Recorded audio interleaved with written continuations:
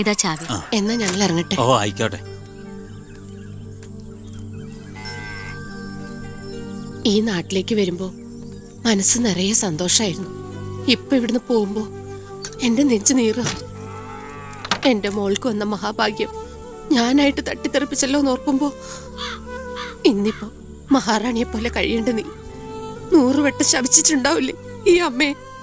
ഇല്ല അമ്മേ, അർഹിക്കാത്തത് ആഗ്രഹിക്കരുതെന്ന് കുഞ്ഞുനാളോട്ട് എന്റെ അമ്മയല്ലേ എന്നെ പഠിപ്പിച്ചത്.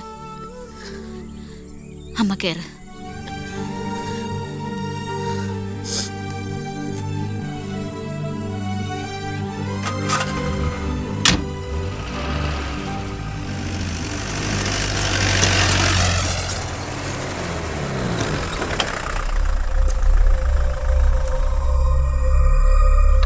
നിർത്ത്, വണ്ടി എടുക്കല്ലേ.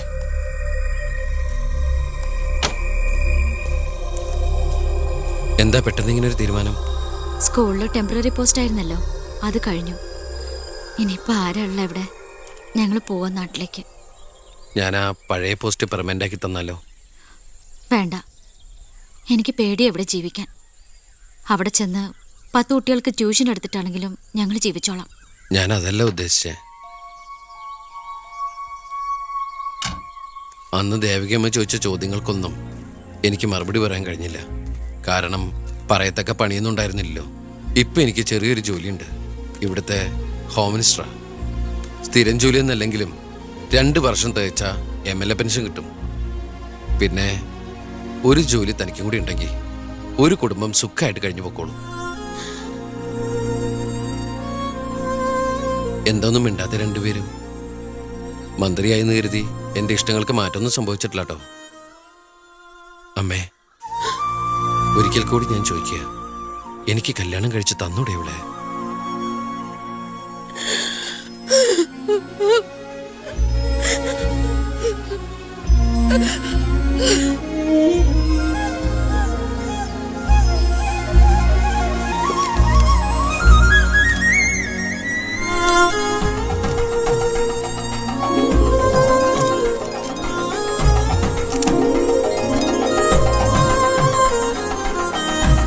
സാക്ഷികൾ ഒരു സാക്ഷിയുണ്ടേ, ഒന്ന് മറക്കേ സാറേ.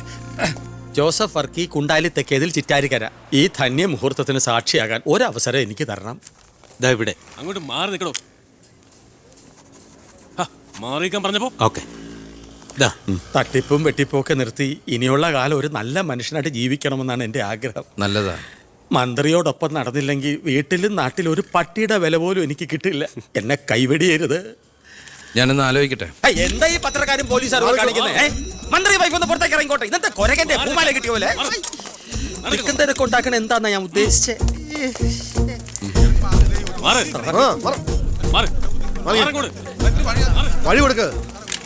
ഈ പാവപ്പെട്ട പെൺകുട്ടിയെ വിവാഹം കഴിച്ചത് പഴയ ബാല്യക്കാരുടെ മകളോട് ബാല്യകാലത്തിൽ തോന്നിയ കടുത്ത പ്രേമം കൊണ്ട് തന്നെയാണോ? നാട്ടുകാർ മുഴുവൻ നോക്കി നിൽക്കെ ഒരു ഗുണ്ട പഴപ്പിച്ച ഈ പെണ്ണിന് ജീവിതം നൽകിയത് ജനസിമ്പതി നേടി പ്രശസ്തി പിടിച്ചു പറ്റാൻ വേണ്ടിയല്ലേ? വിട് സാറേ. പത്രക്കാരോട് ഇങ്ങനെയൊക്കെയാണോ? അതിനുള്ള മറുപടിയൊക്കെ ഞാൻ പറഞ്ഞോളാം. അനന്തകുമാർ വാ. കളി എന്നോടോ? തന്നെ പോലുള്ള മഞ്ഞപ്പത്രക്കാർക്ക് എന്തു എഴുതി പിടിപ്പിക്കാം. സ്വന്തം കൂടപ്പിറപ്പുകളുടെ കിടപ്ര കഥകൾ വരെ. ആ സർക്കിൾ ഇൻസ്പെക്ടർ വിജയൻ സാറ് അവിടെ വെച്ച് അനന്തകുമാറിനിട്ട് 2 പൊട്ടിച്ചിരുന്നെങ്കിൽ നിങ്ങൾ പത്രക്കാരെ എഴുതി പിടിപ്പിക്കും ആഭ്യന്തരമന്ത്രി അധികാരം ദുർവിനിയോഗം ചെയ്തു എന്ന്. അതൊക്കെ ചീപ്പായി പോവില്ലേ? പക്ഷെ ഒരു ഭാര്യയെക്കുറിച്ച് പറയുമ്പോ ഭർത്താവ് കുറച്ച് ചീപ്പായാലും വലിയ കുഴപ്പമൊന്നുമില്ല അല്ലടാ അനന്തകുമാറെ. സാറൊന്നും കണ്ടിട്ടില്ല, അനന്തകുമാറൊന്നും കൊണ്ടിട്ടുമില്ല. താടി ഉള്ളതുകൊണ്ട് പാടറിയില്ല. കല്യാണം കഴിഞ്ഞ് വധുവരന്മാർ ഇങ്ങോട്ട് എഴുന്നള്ളുന്നുണ്ടെന്ന്. ഒരു കാര്യം ഞാൻ പറഞ്ഞേക്കാം, അവരെ ഈ പടി കയറ്റിയ ആ നിമിഷം ഞങ്ങൾ ഈ പടി ഇറങ്ങും. അതിലൊരു മാറ്റവും ഇല്ല. അമ്മേ, എത്തി.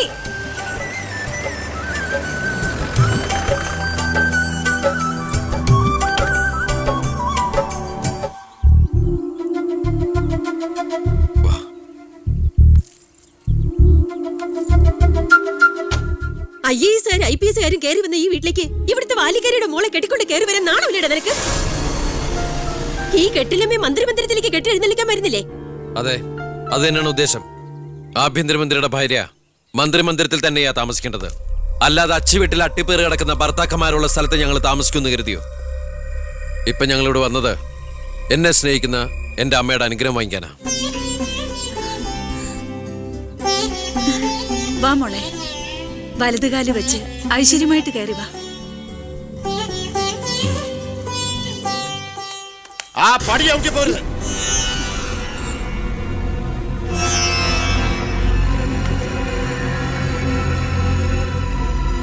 അച്ഛനെ എതിർത്ത് പറഞ്ഞും അച്ഛന്റെ നെഞ്ചത്ത് കുതിര കയറിയും അച്ഛനെ തോപ്പിച്ചും നീ ഒരു മന്ത്രി കസേര ഒപ്പിച്ചെടുത്തു.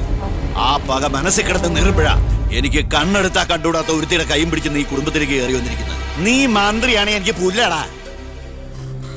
അച്ഛൻ ചവിട്ടി പുറത്താക്കി ഇന്ന് പത്രക്കാരെ കൊണ്ട് എഴുതിക്കാണ്ട് ഇറങ്ങി പോടാ. നിങ്ങൾ എന്തൊക്കെയായി പറയുന്നേ? നീ മിണ്ടി പോരുത്. അമ്മേ, ഇതൊക്കെ പ്രതീക്ഷിച്ചുകൊണ്ട് തന്നെയാ ഞാൻ എവിടെയും കൂട്ടി ഇങ്ങോട്ട് വന്നത്. അമ്മയുടെ നിറഞ്ഞ കണ്ണുകൾ കാണുമ്പോൾ എനിക്കറിയാം എൻ്റെ അമ്മ നിറഞ്ഞ മനസ്സോടെ ഞങ്ങളെ സ്വീകരിച്ചു എന്ന്. അനുഗ്രഹം ഉണ്ടാവണം, അത് മാത്രം മതി.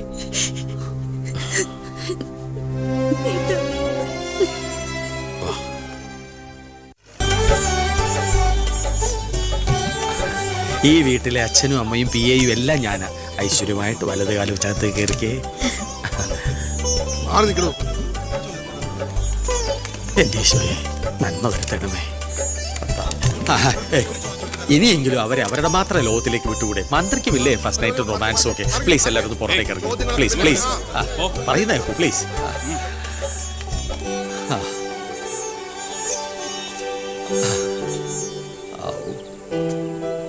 ജോസഫേട്ടാ, മന്ത്രി എങ്ങോട്ടാ ഹണിമൂണിന് പോകുന്നത്? ഹണിമൂൺ?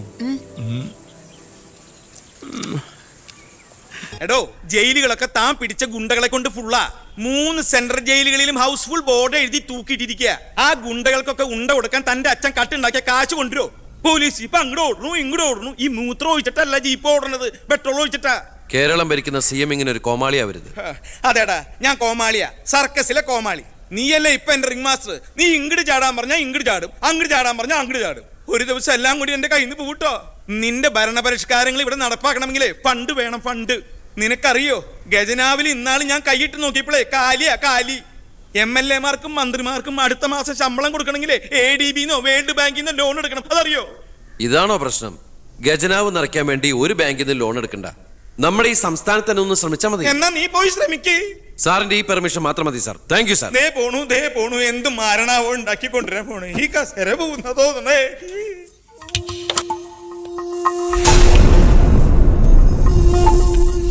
15 വർഷങ്ങൾക്ക് മുമ്പ് ഈ മന്ത്രി ദിവാകരന് ഇലക്ഷനിൽ മത്സരിക്കാൻ കെട്ടിവെക്കാനുള്ള പണം പോലും പാർട്ടിക്ക് സംഭാവന ചെയ്യുന്നു. പക്ഷെ ഇന്ന് അയാൾക്ക് കൊട്ടാര സദൃശമായ ബംഗ്ലാവുകളും മെട്രോ നഗരങ്ങളിലെ ഷോപ്പിംഗ് കോംപ്ലക്സുകളും അടക്കം കോടികളുടെ ആസ്തിയുണ്ട്. രാജൻ ജോസഫ് എന്ന പേരുള്ള ഒരാളുടെ 5 നക്ഷത്ര ഹോട്ടലുകളാണിതെല്ലാം, 9 എണ്ണം. ഇങ്ങനെ ഒരാൾ ഈ ഭൂമി മലയാളത്തിലില്ല എന്നുള്ളതാണ് സത്യം. ബിനാമി പേരിലും മറ്റ് അഡ്രസ്സുകളിലും നമ്മുടെ എക്സ് മിനിസ്റ്ററും മുൻ പാർട്ടി പ്രസിഡന്റും ഒക്കെ ആയിരുന്ന ഗോപാലകൃഷ്ണ പിള്ളയുടെ ഹോട്ടലുകളാണിതെല്ലാം. ഏകദേശം 100 കോടിയോളം ആസ്തി വരുന്ന ഈ വസ്തുക്കൾക്ക് ആളോ അവകാശങ്ങളോ ഇല്ലാത്തതിനാൽ നമുക്കിത് ഗവൺമെന്റിലേക്ക് കണ്ടുകെട്ടാം. ഒന്ന് നിർത്തണം. ലൈറ്റ് ഓൺ ചെയ്യ്. താൻ എന്തിനുള്ള പുറപ്പാടാ? സാർ, ഇതുപോലെ 100ഓളം പേരുടെ ബിനാമി ഇടപാടുകളും വൻ അഴിമതി കേസുകളും ഇവർ കണ്ടെത്തിയിട്ടുണ്ട്. അതിൽ 25ഓളം പേർ രാഷ്ട്രീയ പ്രമുഖരാണ്. മാധവൻ നമ്പ്യാർ മുതൽ എന്റെ അച്ഛന് പങ്കാളിത്തമുള്ള ചെറാക്കുളം ഫൈനാൻസേഴ്സിന്റെ ഉടമ പവിത്രം വരെയുണ്ട് സാർ ലിസ്റ്റിൽ. ഏകദേശം 1500 കോടിയിലേറെ നമുക്ക് ഖജനാവിൽ നിറക്കാൻ കഴിയും. അത്തരം പറയലടോ ആഭ്യന്തര മന്ത്രി. ഇവരെ ഒന്നും നമുക്ക് തൊടാൻ പറ്റില്ല. മന്ത്രിസഭ നിലനിർത്താനും MLA മാരെ ചാക്കിട്ട് പിടിക്കാനും തെരഞ്ഞെടുപ്പിന് കോടികൾ വാരി വിതറാൻ കഴിവുള്ള പൊളിറ്റിക്കൽ കിങ് മേക്കേഴ്സ് ആണ് ഇവരൊക്കെ. എന്തായാലും ഇവർക്കെതിരെ ആഞ്ഞടിക്കാൻ തന്നെയാണ് എന്റെ തീരുമാനം. ആഞ്ഞടിക്കാൻ നീ ആരാ? കൊടുങ്കാറ്റോ അതോ കത്രീനയാ? സാർ, ഞാൻ പറയുന്നത് എന്താന്ന് വെച്ചാല്, നീ എന്ത് പറഞ്ഞാലും അത് നടക്കില്ല. കോടതിയും നിയമവും മന്ത്രിസഭയും ഒക്കെ വിലക്ക് വാങ്ങാൻ ആസ്തിയുള്ളവരായിട്ട് ഒരു ഏറ്റുമുട്ടൽ ഞാൻ സമ്മതിക്കില്ല. വേണ്ട. സാറിനൊരു കാര്യം അറിയൂ, നമ്മുടെ കേരളം ഭരിക്കുന്ന മുഖ്യമന്ത്രിക്ക് എത്ര കോടികളുടെ ആസ്തിയുണ്ടെന്ന്? തമിഴ്നാട്ടിലും കർണാടകത്തിലൊക്കെ ആയിട്ട് എത്ര ഏക്കർ ഭൂസ്വത്തുണ്ടെന്ന്? ഒരു ദരിദ്ര കുടുംബത്തിൽ ജനിച്ച് ഇപ്പൊ കോടീശ്വരനായി ജീവിക്കുന്ന ആ മുഖ്യന്റെ കഥ ഞാനൊന്ന് വിവരിക്കാം സാർ. Lights of. എന്ത് സാറിന് കാണണ്ടേ? നിർത്തടോ. കേരളം ഭരിക്കുന്ന ആ മുഖ്യമന്ത്രി ഞാനല്ലേ. ഞാനിപ്പോ എന്താ ചെയ്യണ്ടേ? അയ്യർ സാറേ, സാർ അതുകൊണ്ട് കൊണ്ടുപോവാ. അടുത്ത മാരണം. വിദേശ നിക്ഷേപങ്ങൾ വ്യവസായവൽക്കരണത്തിന് എങ്ങനെ പ്രയോജനപ്പെടുത്താമെന്ന് എന്റെ ചർച്ചയ്ക്കായി മലയാളി സംഘടനകളുടെ പ്രത്യക്ഷണം സ്വീകരിച്ച് സാറും സാറിന്റെ PAയും അമേരിക്കയിലേക്ക് പറക്കുന്നു. നിങ്ങൾക്ക് 2 പേർക്കുള്ള വിസയും ടിക്കറ്റും.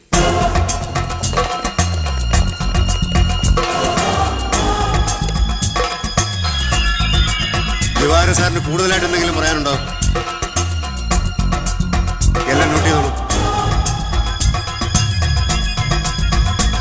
കിഴപ്പള്ളി സാർ ഒന്ന് സൈൻ ചെയ്യണം. Prathap, take it sir.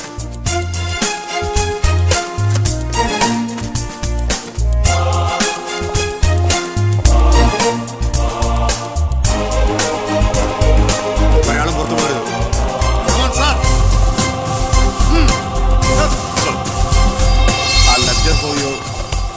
Mister Pavithran, we want search your office. എന്താ ഇതാ search warrant. Take a lock. ആ ലോക്കറിന്റെ കീ എടുക്ക്. ലോക്കർ തുറക്ക്.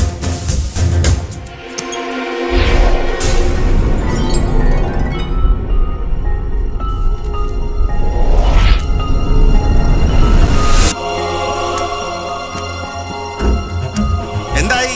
അതിനകത്ത് കുറച്ചെങ്കിലും വെച്ചേക്കണേ. പാടൂ.